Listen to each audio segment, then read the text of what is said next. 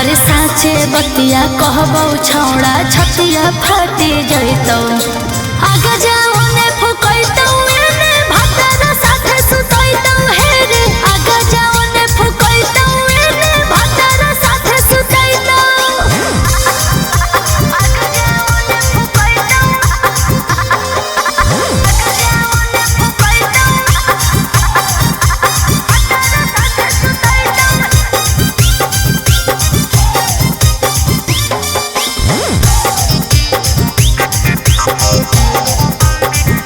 सब दिन खिलैना होलिया में तोरा सोइना गे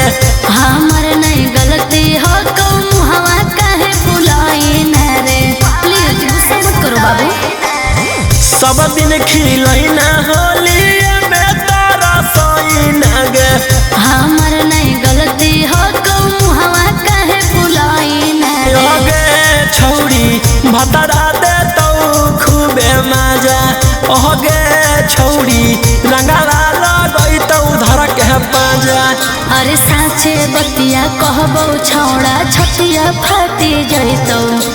आगे जाओ ने फुकैतौ एने भतर साथे सुतैतौ हे रे आगे जाओ ने फुकैतौ एने भतर साथे सुतैतौ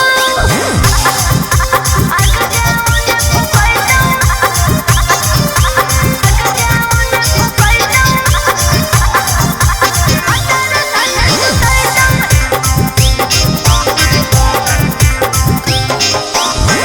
रात भर पलंगिया तोरा करतौ चोई चोई गे